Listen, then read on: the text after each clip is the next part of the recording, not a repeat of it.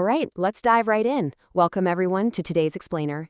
If you're a focused learner gearing up for medical or dental school, you already know the UCAT is a pretty formidable hurdle. So today, we are getting your UCAT verbal reasoning format completely explained. We're going to cover the questions, the timing, the marking, and most importantly, the exact strategies you need to conquer it. So, I want to kick things off by asking you a very direct question. Could you read a dense, complex text of up to 400 words, process the information, evaluate 4 potential answers, and confidently select the correct one in just 30 seconds? It sounds almost impossible, right? But this is the stark reality, and really the immense stress of the time pressure you face in the verbal reasoning subtest. 30 seconds. That's it. That is the brutal, unforgiving limit you have for each and every question in this section. It is not a lot of time. And trust me, the test makers know it. They are purposefully pushing you to see exactly how you handle complex information under an incredibly tight deadline. And guess what? It's not just a quick one-off sprint either. You've got to maintain this breakneck pace across 44 different questions. It requires intense stamina, extreme focus, and a completely different approach to reading than what you were taught in high school. But hey, don't panic, because that is exactly why we're here today. Here's our tactical survival guide for this explainer. 1. What is verbal reasoning? 2. Format and brutal timing. 3. How VR is scored. 4. The 2 question types. And 5. Winning speed strategies. All right, part 1. What exactly is verbal reasoning? Now, what's really interesting here is where verbal reasoning actually sits. It is the very first hurdle of the entire 2-hour UCAT marathon. You are jumping straight into the absolute most time-pressured section while your nerves are at their absolute highest. It really sets the tone for the rest of your test, which is why going in with a rock-solid game plan is absolutely vital to protect your overall score. But you might be wondering, why do medical schools even care so much about this? Well, verbal reasoning isn't testing your English vocabulary, and it's certainly not testing your prior knowledge of random subjects. It tests logical reasoning. It assesses your ability to critically evaluate written information and draw sound logical conclusions. Think about it. Doctors and dentists have to interpret complex information from textbooks, medical journals, and patient referral letters quickly and accurately to provide the best care. That is the exact skill this subtest is evaluating. Moving right along to part 2. Format and brutal timing. Okay, let's break down the actual math here, because these are the stark quantifiers you need to memorize. You're going to face 11 passages of text, ranging from 200 to 400 words each. Every single passage has 4 questions associated with it.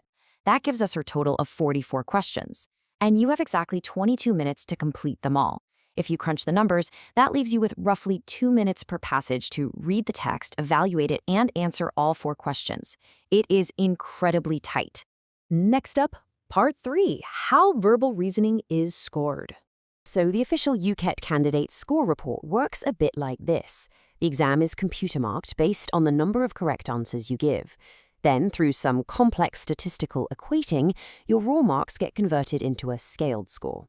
For the 3 cognitive subtests, which of course includes verbal reasoning, that scaled score ranges from a minimum of 300 to a maximum of 900. To put that into some crucial context for you, 602 was the mean score for verbal reasoning in 2025. And this is a really important takeaway. Verbal reasoning is traditionally the lowest scoring cognitive subtest across the board. Students just struggle with it, mostly because of those time constraints we talked about. What that means for you, though, is that a strong score here, say anything in the high 600s or above 700, is really going to help your overall 2,700 total stand out to university admissions. All right, on to part 4, the 2 question types. Those 44 questions, they're basically split into 2 main formats. Type 1 questions give you a passage followed by a statement, and you simply have to mark it as true, false, or can't tell. Type 2 questions are free text or incomplete statements where you have to choose the best response from 4 different options. Now, our sources do note a recent trend toward more Type 2 questions. These can take slightly longer to read through, which makes your speed strategies even more crucial. Let's see how this actually plays out in a test scenario. Here's a quote from a sample passage about the island nation of Kiribati and their efforts to combat climate change. The passage discusses diplomatic conferences, acquiring land in Fiji, and quotes their president. Now remember, the absolute golden rule of verbal reasoning is that you must rely solely on the provided text. You literally cannot bring in outside knowledge about climate change. Consider this type 1 question based on that text. Kiribati's political tactics have been successful in counteracting the impact of climate change. True, false, or can't tell.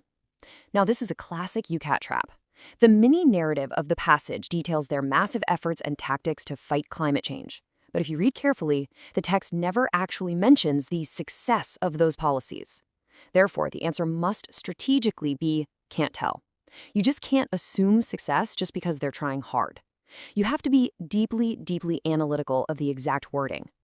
Which brings us to our final section, Part 5, Winning Speed Strategies. Listen, the absolute #1 piece of advice from our sources is this. Reading the entire passage up front is a massive trap that will drain your time. Instead, you've got to master skimming and scanning. Skimming is just glancing through the passage quickly to grasp the general topic and structure, like where are the dates, where are the opinions. Scanning, on the other hand, is searching the text for a specific keyword from the question, completely ignoring everything else until you find it. So here are your exact tactical steps for the exam room. Read the question first, identify a unique keyword, and scan the passage for it to target your search. If you hit a question that is incredibly dense or just totally incomprehensible, do not let it destroy your pacing. Seriously, take an educated guess, use the test's flag function, and move on. You can always come back to it later if time allows. Flagging focuses your efforts where they're most likely to actually get you points, rather than getting bogged down on one tricky question. And here is an absolutely crucial point to remember. There is absolutely no negative marking in the UCAT. Zero. Because wrong answers aren't penalized, an unanswered blank question is exactly the same as a wrong one. If you have 30 seconds left on the clock and 5 questions remaining, you click an answer for every single one of them. Never ever let the clock run out with blank answers on your screen. Which leaves us with one final thought. You know the format now, you know the scoring, and you know the pitfalls. But just knowing the theory isn't enough. Timed practice is literally the single biggest lever to boosting your score. You have to train your brain to scan for keywords under real pressure.